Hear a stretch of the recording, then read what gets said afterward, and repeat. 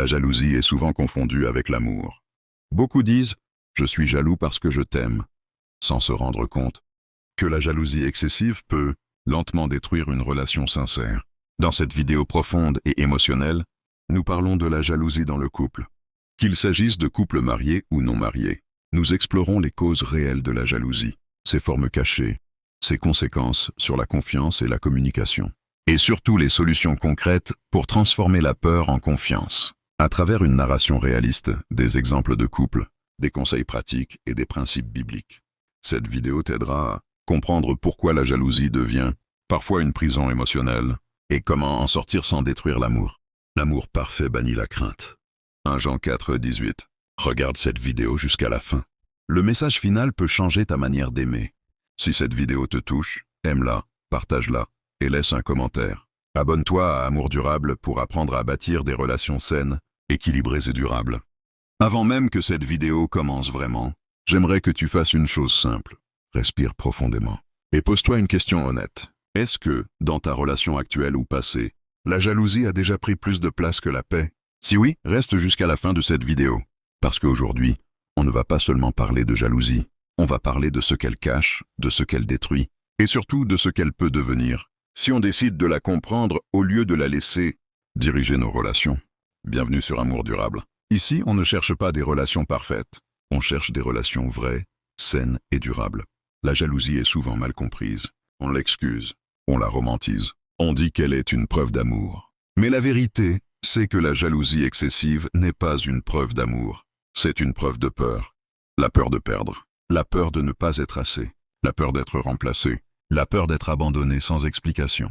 Et tant que cette peur n'est pas reconnue, elle contrôle le couple. Beaucoup de personnes jalouses ne se réveillent pas le matin en voulant faire du mal. Elles se réveillent avec une angoisse silencieuse, une tension constante.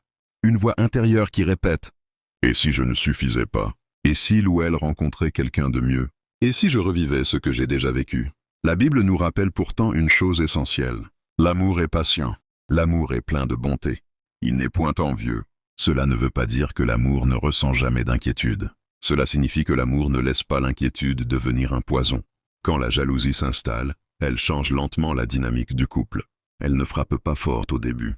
Elle entre doucement, par des questions répétées, par des soupçons déguisés en inquiétude, par des demandes excessives de preuves. Pourquoi tu as aimé cette photo? Pourquoi tu réponds tard? Pourquoi cette personne te connaît autant? Petit à petit, la relation devient un tribunal. L'un interroge, l'autre se défend, et sans s'en rendre compte, l'amour se transforme en fatigue. Parlons d'un couple très courant. Un couple comme il en existe des milliers. Marie et Jonathan se sont aimés sincèrement. Mais Marie avait grandi dans un environnement instable. Elle avait vu des séparations, des trahisons, des abandons. Alors, même si Jonathan était fidèle, attentionné et présent, Marie avait toujours peur. Pas parce que Jonathan faisait quelque chose de mal, mais parce que son passé lui murmurait que tout amour finit par disparaître. Elle appelait souvent. Elle demandait des comptes. Elle voulait être rassurée en permanence. Jonathan, au début, faisait des efforts. Puis il a commencé à se sentir emprisonné. Il n'osait plus être lui-même. Il avait l'impression de marcher sur des œufs.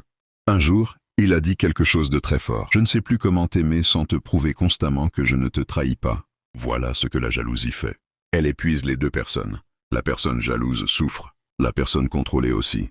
La jalousie crée une illusion de sécurité. On croit que surveiller empêche la trahison. Mais en réalité, la surveillance tue la spontanéité, la tendresse et la complicité. Un amour sain repose sur un choix, pas sur une obligation. Quand on reste fidèle par peur, ce n'est plus de l'amour, c'est de la contrainte. Alors, que faire concrètement? La première chose, c'est reconnaître sa jalousie sans la justifier. Dire « je suis jaloux parce que j'ai peur », pas parce que tu fais quelque chose de mal. Cette honnêteté change tout. La deuxième chose, c'est travailler sur sa valeur personnelle. Beaucoup de jalousie vient d'un manque d'estime de soi. Quand tu sais qui tu es, tu n'as pas besoin de surveiller pour te rassurer.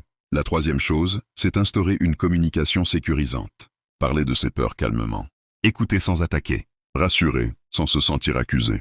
La Bible nous dit aussi que là où est l'Esprit du Seigneur, là est la liberté. Un amour qui étouffe n'est pas un amour qui guérit.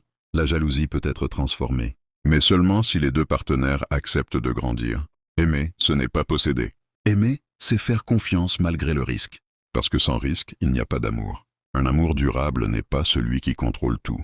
C'est celui qui fait le choix du respect, même quand la peur se manifeste. Si aujourd'hui tu te reconnais dans cette vidéo, sache une chose, tu n'es pas faible, tu es humain.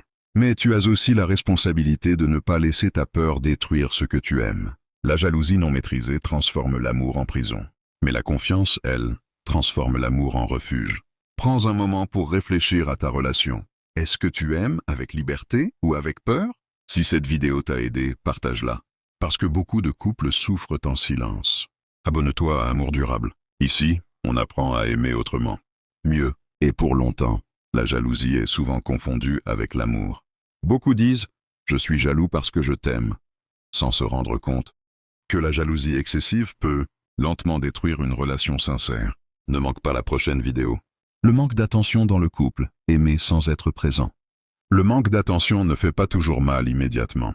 Il ne choque pas, il ne crie pas, il s'installe lentement. À suivre, restez connectés pour ne rien manquer. Soyez abondamment bénis. Je vous aime, prenez soin de vous.